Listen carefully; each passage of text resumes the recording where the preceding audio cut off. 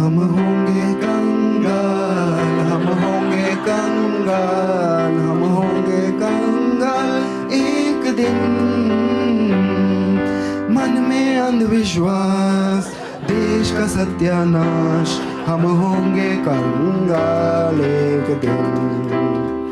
होंगे नंगे चारों ओर, करेंगे दंगे चारों ओर, पुलिस के पंगे चारों ओर एक दिन।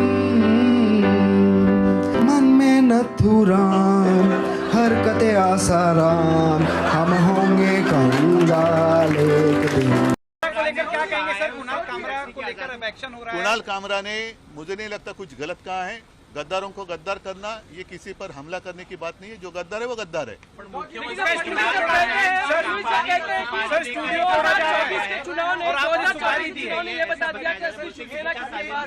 सुपारी देने की बात, वो छोड़ो, वो नहीं, वो पूरा गाना आप सुन लो, चाहिए तो आपके पास होगा तो बजा कर दिखाओ। उसी गाने का जो अर्थ है वही तो है। सुपारी की बात कही नाही, कुणाल कामरा जे सत्य आहे ती जनभावना बोललेला आहे। आणि असं जर असेल तर तुम्ही सांगा की जो कोणी सत्य बोलेल, सत्यमेव जयते खोडून टाका आणि गद्दारमेव जयते लावा। लेकिन सुपारी की बात कर रहे हैं, अभी शिवसेना के नेता सदन में हंगामा किए, बाहर नहीं, इस हमले से शिवसेना का कोई संबंध नहीं। ये गद्दार सेना ने किया है, इसका कोई शिवसेना से लेना देना नहीं है। जिसके खून में गद्दारी है वो शिवसैनिक हो ही नहीं सकता। सवाल यही मन में उठता है कि कब एकनाथ शिंदे के कार्यकर्ताओं ने भी तय किया कि गद्दार और चोर यानी एकनाथ शिंदे। देखिए, एकनाथ शिंदे ने कोई एक दो फिल्म बनाई, उसमें बहुत सारी झूठी बातें दिखाई, आलतू फालतू बातें दिखाई, वो चल जाता है। और उनके खिलाफ कोई बोले तो क्या वो जमीन पे आसमान से टपके? फिर क्यों कुणाल कामरा माफी मांगे? क्या गद्दार और चोर ये एकनाथ शिंदे ही है? तो फिर कुणाल कामरा बिल्कुल माफी मांगे, लेकिन एकनाथ शिंदे ने पहले जवाब देना चाहिए कि वही गद्दार और चोर है। सवाल यही है कि कल जो कुणाल कामरा की क्लिप मैंने देखी, ये सब आंदोलन के बाद देखी, ये तोड़फोड़ के बाद देखी, सवाल यही मन में उठता है कि कब एकनाथ शिंदे के कार्यकर्ताओं ने भी तय किया कि गद्दार और चोर यानी एकनाथ शिंदे है। मिर्ची क्यों लगी? क्योंकि नाम तो किसी का लिया नहीं है, वो किसी के बारे में भी बोलता होगा। मिर्ची क्यों लगी? दाढ़ी, चश्मा, वो सब जो बोला है वो एकनाथ शिंदे पे ही क्यों बोला है?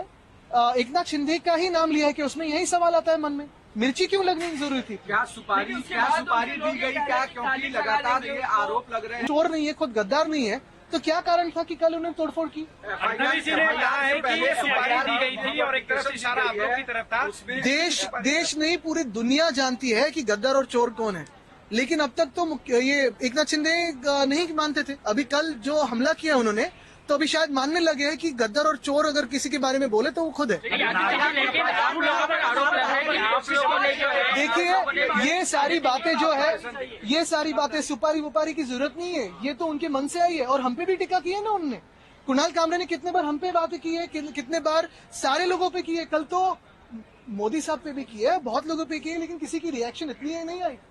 कितने बार पिछले 20 सालों में, 25 सालों में प्रधानमंत्री महोदय पे बातें हुई है, बहुत सारे लोगों पे बातें हुई, लेकिन कोई ऐसे रिएक्ट नहीं करता है। कल की बात कुछ अलग मिर्ची लगाने वाली बात थी, ऐसी ही रिएक्शन।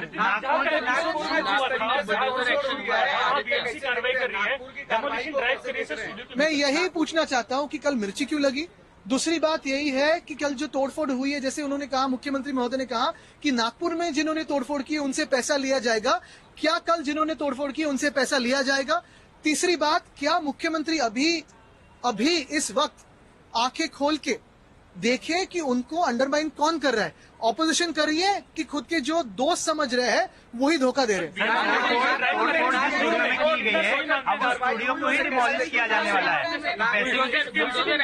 ये बुलडोजर राज बिल्कुल ठीक है, लेकिन ऐसे ही कार्रवाई क्या कोरटकर पे करेंगे? क्या सोलापुरकर पे करेंगे? क्या वो कार्रवाई कोश्यारी जी पे करेंगे? और क्या ये एकनाथ शिंदे की जो चिंदी चोर है वो कोरटकर और सोलापुरकर पे चिल्लाएंगे ऐसे?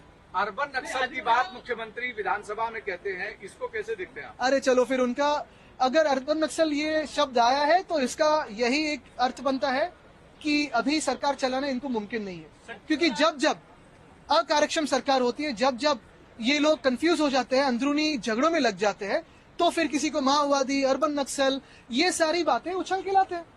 मुंबई के रास्तों को लेकर के एक मीटिंग होने वाली है, उसको कैसे आप जा रहे हैं? लेकिन क्यों कुणाल कामरा माफी मांगे? क्या गद्दार और चोर ये एकनाथ शिंदे ही है? तो फिर कुणाल कामरा बिल्कुल माफी मांगे, लेकिन एकनाथ शिंदे ने पहले जवाब देना चाहिए कि वही गद्दार और चोर है। अभी देखो, कुणाल कामरा ने जो स्टेटमेंट दिया, अजीत दादा का नाम भी वहां पे उन्होंने लिया है। अभी देखो, जब विरोधी पक्ष नेता थे देवेंद्र फडणवीस साहब, उनका स्टेटमेंट कंगना के इंक्वायरी के बारे में और उनके पे जो कार्रवाई हुई थी घर पे, वहां पे उनका अलग स्टेटमेंट था। कंगना ने तो उस टाइम बम्बई ये पाक ऑक्यूपाइड कश्मीर की तरह है, मतलब वो एंटी नेशनल स्टेटमेंट था। तब उन पे कार्रवाई हुई थी और उनका स्ट्रक्चर भी इलीगल था। तब देवेंद्र फडणवीस साहब ने जो स्टेटमेंट दिया था, इस तरीके का एक्शन इज नॉट ओके वगैरह बहुत कुछ वहां पे कहा गया था। अभी कल वो सत्ता में, वो वहां पे होम मिनिस्टर है, वहां पे उनका अगर स्टेटमेंट देखो तो टोटली कॉन्ट्राडिक्टरी है। मतलब आप सत्ता में होते हो या आपके कार्यकर्ता पे जब कार्रवाई की जाती है तो आपका स्टेटमेंट बदल जाता है। तो हमारा कहना है कि स्टेटमेंट यूनिफॉर्म होना चाहिए। अभी काबरा ने जो कहा है वो उसका विषय है, लेकिन ये जो है फ्रीडम ऑफ स्पीच भी मेंटेन होने की जरूरत है, ऐसे मुझे लगता है। कामरा का बयान आया कि मैं माफी नहीं मांगूंगा। उससे पहले कल आदित्य ठाकरे ने कहा कि वो क्यों माफी मांगे। उद्धव ठाकरे का बयान आया कि जो गद्दार है उनको गद्दार नहीं कहेंगे तो क्या कहेंगे? ये देखो, कुणाल कामरा का हम कहेंगे वो सुनेगा वैसा बंदा नहीं है। एक कंगना की तरह नहीं है। कंगना को जो बीजेपी बोलेगा वो बात करेगी, वो आप सबने देखा है। इसलिए कुणाल जो बात कर रहा है वो अपने अपने स्टाइल पे बात कर रहा है। प्रशांत कोरटकर को अरेस्ट किया, क्या कहना चाहेंगे? अभी वो चिरकुट को अभी पकड़ा है, उसको जेल में डालने की जरूरत है और जेल से बाहर न आने के लिए जो जो इलीगली करना पड़ेगा वो सरकार को करना पड़ेगा। सवाल उठा रहे थे, पहले से ही आप सवाल उठा रहे थे। इतने दिन के बाद उसको पकड़ा है क्योंकि लोगों में एक गुस्सा है उसके खिलाफ और सरकार के खिलाफ भी वो गुस्सा जा रहा था। तो फाइनली लोगों का प्रेशर और हम जैसे जो विरोध में एमएलएज है उनका प्रेशर ज्यादा होने के कारण उनको कार्रवाई करनी पड़ेगी। ऐसा कौन बोलता है कि मैंने प्रमोट किया? बता रहा है सर। मैंने प्रमोट किया? कुणाल की कमाल बात ऐसी है कि मेरे साथ मैंने ट्वीट किया है कल, कुणाल की कमाल है। कुणाल कामरा को मैं अभी से नहीं जानता हूं, जब वो हमारे पे क्रिटिसाइज करता था तब से मैं जानता हूं। कुणाल कामरा ने हमारे ऊपर भी इसी प्रकार से टीका टिप्पणी की है। देखिए, मैं मानता हूं कि एक फ्रीडम ऑफ एक्सप्रेशन है। अगर व्यक्तिगत तौर पर टीका नहीं की है तो टीका को स्वीकार करना चाहिए। व्यक्तिगत तौर पर, पर्सनल लेवल, अगर आप राजनीतिक किसी विचारधारा पर क्रिटिसाइज करते हो तो आपको स्वीकार करना चाहिए। यही देश का लोकतंत्र की एक हमारी ब्यूटी है। कुणाल कामरा का ऑफिस तोड़ दिया, उसका स्टूडियो तोड़ दिया, ये गुंडागर्दी है। मैंने पार्लियामेंट में कहा था 4 दिन पहले, जब मिनिस्ट्री ऑफ होम अफेयर पर चर्चा हो रही थी, मैंने अमित शाह जी के सामने कहा कि आपने देश को पुलिस स्टेट बना दिया है। ये पुलिस राज चल रहा है, लेकिन महाराष्ट्र में गुंडा राज चल रहा है। बीड से लेकर नागपुर, नागपुर से लेकर मुंबई, मुंबई के पुलिस कमिश्नर का तबादला होना चाहिए एक केस में। उनके होते हुए कैसा होता है ये? अब वो किसी को पकड़ लेंगे, ये करेंगे, वो करेंगे। मुख्यमंत्री ने कहा है जो दंगेखोर है नागपुर के उनको छोड़ूंगा नहीं, और जो नुकसान हुआ है उसकी पूरी भरपाई दंगेखोरों से करेंगे। तो कल खार में जो स्टूडियो तोड़ा है कुणाल कामरा का, उसकी भरपाई कौन करेगा? बहुत ही कमजोर गृह मंत्री इस महाराष्ट्र को मिला है, बहुत कमजोर। वो एक गृह मंत्रालय नहीं चला पा रहा है। कहीं न कहीं दंगे होते हैं, इस प्रकार की गुंडागर्दी चल रही है, उनके कंट्रोल में नहीं रहा है देवेंद्र जी के। तो मैं अब दिल्ली में जाकर लोगों से बात करूंगा कि महाराष्ट्र में जो चल रहा है उसके ऊपर आवाज उठानी पड़ेगी। बोलिए। जिस तरह से सोशल मीडिया पे जिस तरह कॉमेडियन अपनी कला पेश कर रहे हैं, आपको लग रहा है कि ये कला है और इस पे सेंसरशिप लानी चाहिए? क्योंकि नहीं, आज कुणाल कामरा है, इससे पहले समय रैना थे, मैं थे। देखिए, अगर अपनी मर्यादा में कोई ये काम करता है, अपनी मर्यादा में, तो उसको क्यों आप कंट्रोल करना का जरूरत है? कुणाल कामरा के पॉडकास्ट मैंने देखे हैं, आप जिनके नाम लिए हैं वो भी मैं देखता हूं। अगर किसी के आप पर्सनल अटैक किसी के ऊपर नहीं कर रहे हो तो मैं नहीं मानता हूं कि कोई गलत बात आप कर रहे हो। देश में जो भी चल रहा है कुछ, उसके ऊपर अगर कोई मेरी बात में रखता हूं, मेरी जो शैली है, मेरी जो स्टाइल है, उससे अब मैं लिखता हूं ना दर्द दिन सामना में, मैं मेरे स्टाइल से लिखता हूं। किसी को पसंद आता है, किसी को पसंद नहीं आता है। जिसको पसंद नहीं आता है वो मेरे पर क्रिटिसाइज करते हैं, वो मैं एक्सेप्ट करता हूं। अगर उससे भी किसी को दर्द होता है तो मेरे खिलाफ कोर्ट में जाते हैं, वो भी मैं एक्सेप्ट करता हूं और कोर्ट में जाकर मेरी लड़ाई लड़ता हूं।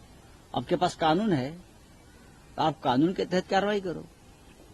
आप कानून हाथ में लेकर इस प्रकार से लोगों को मारपीट नहीं कर सकते। क्या राउत साहब शिवसेना यूबीटी इस वक्त कुणाल कामरा के साथ है? जो भी पॉडकास्टर्स है और उनको इस प्रकार से दहशत में रखा गया है, उनके साथ हम हैं, हम रहेंगे। क्यों नहीं रहेंगे? लोकतंत्र है, सबका अधिकार है बोलने का। जब तक आप अपनी मर्यादा और अपनी हद पार नहीं करते तब तक हम आपके साथ रहेंगे। नहीं, लेकिन आपको नहीं लगता कि ओटीटी हो या सोशल मीडिया, कुछ सेंसरशिप की जरूरत है? बात ऐसी है, कुणाल कामरा ने क्या गलत कहा है मुझे बताइए, जो पहले भी बार बार हम लोग कह चुके हैं। चुनाव में, विधानसभा लोकसभा में इस प्रकार पर बहुत से गाने भी आए थे। थाने की रिक्शा, क्या एक दाढ़ी वाला, कौन है ये मुझे मालूम नहीं। लेकिन राउत साहब ये तो व्यक्तिगत आलोचना हुई, तो कहाँ है? पॉलिटिकल इंडिफरेंसेस अलग कहाँ है व्यक्तिगत आलोचना? कहाँ है मुझे बताइए आप। थाने में रिक्शा एक ही है क्या? दाढ़ी वाला एक ही है? नरेंद्र मोदी जी को दाढ़ी है, अमित शाह जी को दाढ़ी है। हाँ, हम भी कल दाढ़ी बढ़ाकर घूम सकते हैं। बाला साहब ठाकरे साहब को दाढ़ी थी। क्या है? आप इतना पर्सनल क्यों लेते हो? आप कौन हो भाई? आप लोकतंत्र को मानो, डेमोक्रेसी को मानो, संविधान को मानो। अगर आपको लगता है गलत है, आप कोर्ट में जाइए, आप न्यायालय में जाइए, आप पुलिस में जाइए। देखिए, बुलडोजर चलाना है तो सभी जात और धर्मों के दंगेखोर जो है उनके ऊपर बुलडोजर चलाओ। एक धर्म के ऊपर दंगा किसने भड़काया? दंगा भड़काने वाले आपके कैबिनेट में बैठे हैं। औरंगजेब की कब्र उखाड़ने की बात करने वाले और लोगों को दंगे के लिए एनकरेज करने वाले जो लोग हैं, वो आपके कैबिनेट में आज भी बैठे हैं। चलाओ उनके ऊपर बुलडोजर। चलिए, thank you very much. Raj Thackeray ji का बयान हाँ, क्या है? वो कह रहे हैं कि एक खोखिया भाई को क्या लेके बैठे, महाराष्ट्र की पूरी विधानसभा खोखा से बनी। मैं राज ठाकरे की जो बात है उनसे मैं सहमत हूं। जो सरकार बनी है ये ऐसे खोखिया भाई से बनी है। आज की जो सरकार है ये खोखिया भाई की सरकार है। आप देखिए ना कैसे कैसे लोग किस तरह से चुनकर आए हैं। दहशत, पैसा, होटल लिस्ट में गड़बड़ी, ईवीएम गड़बड़ी, ये सिर्फ खोखिया भाई कर सकते हैं। सीधे साधे जो लोग हैं चुनाव लड़ते हैं वो इस तरह से चुनाव न लड़ते हैं न जीतते हैं। तो मुख्यमंत्री से लेकर 2 उप मुख्यमंत्री और उनके साथ जो 200-300 लोग अब आए हैं वो सब खोखिया बाई के वारिस हैं। ये सब खोखिया बाई के बगल बच्चे हैं। तो राज ठाकरे जी ने बात सही कही है। राज ठाकरे भी एक व्यंग्य चित्रकार है, कार्टूनिस्ट है। तो उनकी जो सोच है वो सोच के मुताबिक ये उनका कहना मैं मानता हूं। खोखिया भाई वाली जो प्रतिमा है